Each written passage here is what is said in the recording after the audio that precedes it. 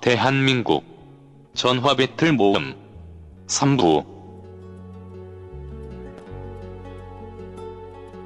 우린 여기 함께 살고 있지.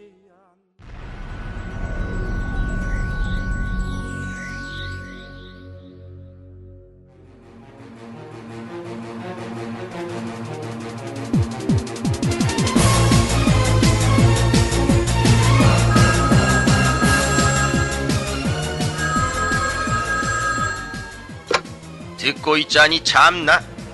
그 무슨 말을 하고 싶은 거요?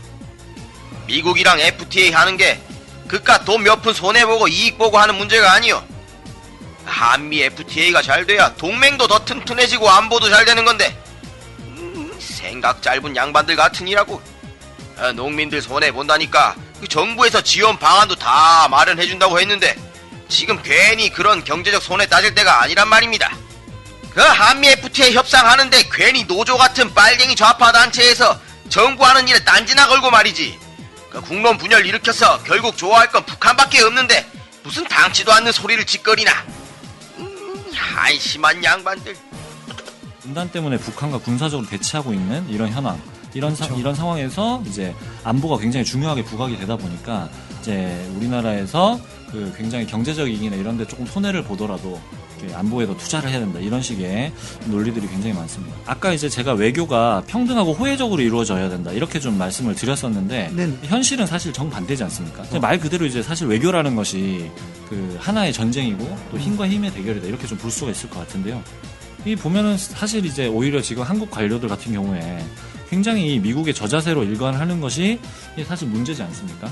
해법을 찾자면 또 얼마든지 좀 찾아볼 수 있을 것 같은데요. 이 미국 중심의 국제 질서, 이 사실 요즘에 굉장히 다극화만이 돼가고 있죠. 미국이 이제 세계 최강이라고 하기도 어렵죠, 솔직히. 이 굉장히 미국의 힘이 약화되어가고 있는 현실들, 이런 것들을 좀 외교관이라고 했을 때 굉장히 좀 잘 분석하면서 어떻게 하면 이런 것들을 좀 이용해볼까, 이런 생각들이 굉장히 좀 필요하고 또 그에 맞는 실천도 필요하고 좀 이런 것 같습니다. 이게 또 굉장히 또 적극적으로 좀 자주국방을 달성해야 되는 또 시기가 사실 제가 고민했을 때는 요즘 시기가 아닌가, 좀 이런 생각이 좀 많이 드는데 안타까운 현실이죠.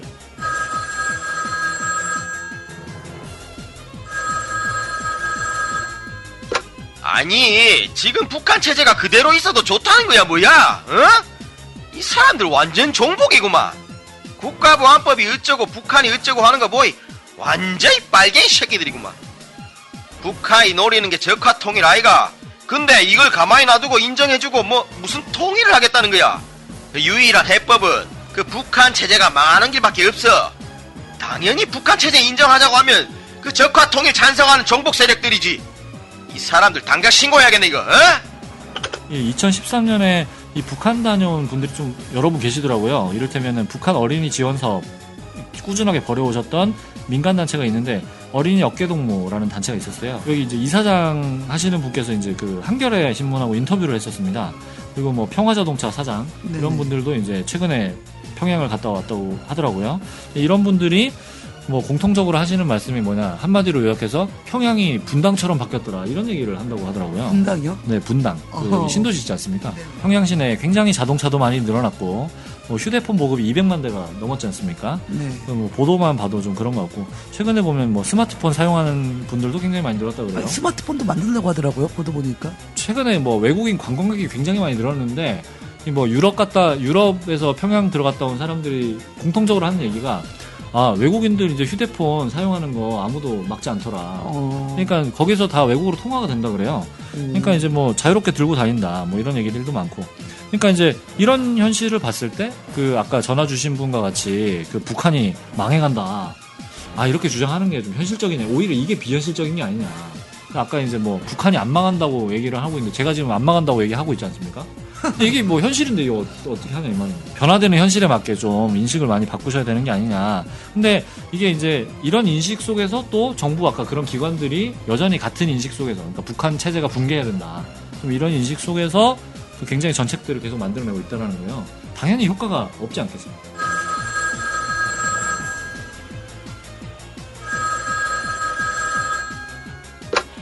아니 미국 쇠고기를 수입하는 게 국익이라 생각했으니 그런 것 아니요.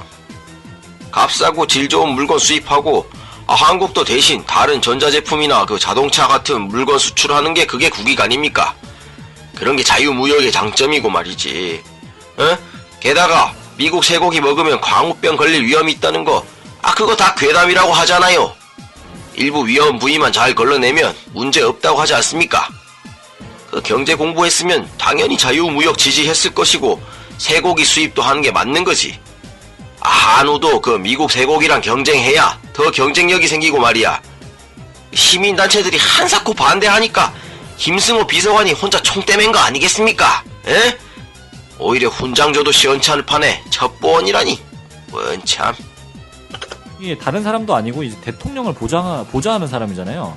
이제 이 사람이 다른 나라 대사관 직원을 이 수차례 만나면서 협상 전략을 넘기는 행위, 이거를 도대체 뭐라고 평가해야 되느냐, 이런 거죠. 사실상 상습적인 간첩 행위 이상도 이하도 아닌 거죠. 저는 좀 이렇게 강조를 드리고 싶고요. 실제로 지금 결과적으로 어떻게 됐습니까? 그 미국 지금 기업들에서 어떻게 하고 있냐면 살코기를 수출하는데 광우병 위험 물질이라고 불리는 이 소 내장, 머리, 그다음에 족, 이런 이제 한국에서 많이 그 한국인들이 많이 좋아하는 SRM이라고 하죠. 특정 위험 물질, 광우병. 예. 이런 거를 그냥 끼워 팔기로 강매를 하고 있다 그래요. 끼워 팔기. 네. 1+1입니다. 1+1입니다, 진짜 이게. 그래서 2009년도부터 강제 수출을 지금 하고 있고, 그래서 2010년도부터 2012년 3월까지 국정조사에서 밝혀진 건데, 이게 무려 이제 23,350톤. 이게 지금 강매가 돼서 들어왔어요, 이미. 유통이 되고 있다라는 거예요. 많은 분들 드셨겠는데, 이거. 그렇죠. 시내 나가보면 소곱창 이런 거 많이 팔지 않습니까? 한우 소곱창 이렇게 해가지고. 네. 근데 뭐 최근에 뭐 뉴스에도 적발이 됐지만 원산지 속여가지고 다 팔고 있고 지금. 그렇죠. 정부에서 거의 관리감도 안 하고 있지 않습니까? 이런 걸로 이제 훈장 줘야 된다 이렇게 주장하시는 건 좀 무리지 않냐. 저는 좀 이렇게 생각이 듭니다.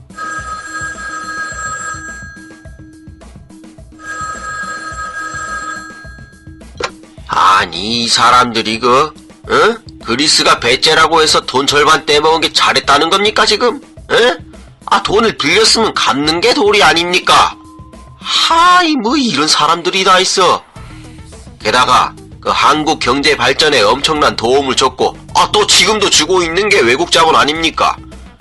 이런 배은망덕한 사람들을 보게나. 팟캐스트 방송이라고 너무 막장으로 방송하는 것 같은데, 이런 곤란해요. 그 동방의 예의지국답게 해야 대외 신인도도 올라가고 경제도 잘 되는 겁니다. 그 말 조심하세요. 이 월가에 있는 금융자본하고 사실은 이 신용평가 회사가 사실은 완전히 거의 뭐 한통속이다. 이해관계가 일치하잖아요. 왜냐면 채권 등급을 높여줘야지 돈을 많이 받을 수 있으니까 안전하게. 사실 이게 굉장히 문제가 된 적도 있죠. 2008년도 금융위기의 주범이 사실은 이 신용평가 회사다, 사실. 그렇죠. 신용평가 지금 제대로 하고 있는 거냐. 완전히 거의 뭐 그 투자 부적격 등급의 이런 채권들을 다 AA 막 이렇게 주고 말입니다. 그래서 그 이런 신용평가 체계가 2008년도 이제 미국 금융위기 당시에 굉장히 오히려 이게 원인이었다. 이렇게까지 이제 지적이 된 바가 있고, 물론 지금도 전혀 개선되지 않고 있지만 여러 가지 수단들이 있는데도 불구하고 한국에서는 그런 게 다 부정된 거죠. 무조건 니네는 구제금융 받아야 돼. 이렇게 이제 된 겁니다. 국가부도라는 게 이제 얼마든지 배수의 진으로 이용할 수 있고, 처음엔 그 국민 대다수의 엄청난 이익이 걸려있는 문제지 않습니까? 그러니까 이 정도 각오를 하지 않고 어떻게 이 난국을 돌파하느냐. 이런 게 저는 오히려 국가부도를 각오하는 게 사실 맞다. 이렇게 좀 생각이 드네요.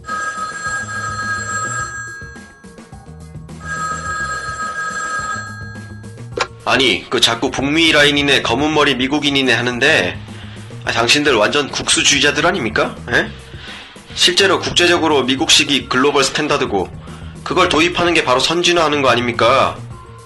무역으로 먹고 사는 한국이 글로벌 스탠다드 외면했다가 경쟁력 강화할 수 있겠어요? 아예 개방하지 말자 그러지? 응?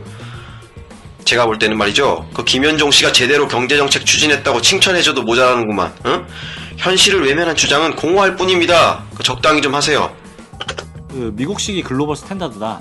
지금 시점에서 되돌아봐도 이게 좀 약간 위험한 발상이 아니냐, 저는 이렇게 좀 생각을 해요. 요즘에도 아직까지 또 미국식이 글로벌 스탠다드 이렇게 생각하시는 분들이 많을까요? 저는 좀 의외라고 좀 생각을 합니다. 그 청취자께서 주신 의견처럼 미국식이 정말 글로벌 스탠다드다 이렇게 인정을 한다고 해도 저는 문제는 계속 된다고 생각을 해요. 왜냐하면 이 과연 미국식 법제도가 한국 현실에 부합하느냐 따져봐야 될 문제라는 거죠. 2006년 당시부터 문제 제기가 많이 됐었죠. 민주노동당이라든가 그다음에 뭐 민주당 내부에서도 이견이 있었었고요, 그죠? 한국 경제가 이미 그 굉장히 IMF 이후에 개방 때문에 이 부정적 여파가 굉장히 심했습니다.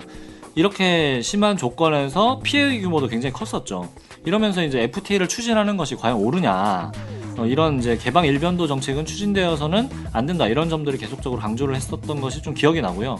오히려 이런 주장도 있었던 것 같아요. 외국 자본의 무분별한 도입, 그리고 이 개방을 적절히 통제하지 않으면 한국 경제가 훨씬 더 심각한 피해를 입게 될 수도 있다, 이렇게 이제 계속 경고를 해왔죠.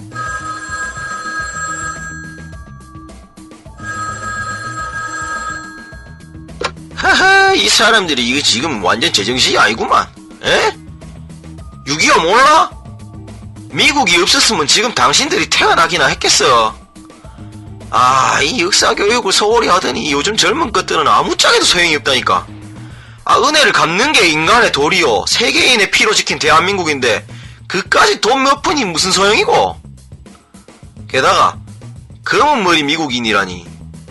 그 사람들 한미동맹을 튼튼히 하기 위해서 열심히 일하고 있는 겁니다. 에? 지금도 북한은 핵무기 들고 적화통일 야욕을 접지 않고 있는데 한미동맹보다 더 중요한 게 뭐가 있노, 뭐가? 제발 부탁인데 정신 좀 차리소. 저는 이제 과거를 잊어버리자, 이런 얘기가 아니라 정말 교훈을 잘 찾아야 된다. 이런 손해보는 한미동맹을 계속 유지하는 게 최선이다라는 걸 교훈을 찾자라는 게 아니라 북한과 우리가, 그러니까 한민족이지 않습니까? 그렇죠. 이제 민족이 서로 이제 이 총뿌리를 지금 겨누고 있는데 이런 것들을 과감하게 거두고 국민의 이익을 제대로 지킬 수 있는 그런 나라가 되어야 된다. 근데 우리들은 국민에게는 겉으로만 당당하고 미국에게는 당당하지 못하고 굴욕을 하는 이런 과정이 지금까지 이어지고 있지 않은가. 국민에게 이익이 되고 나라의 자주권을 제대로 지킬 수 있는 외교 관계가 되고 절실히 필요하다. 한미동맹이 정말 우리에게 도움이 안 된다면 과감히 갖다 버려야 된다 싶습니다. 그리고 재설정하면 되는 거죠. 미국과 한국에 서로 이익되는 관계, 그게 진정한 동맹 아니겠습니까? 그렇습니다.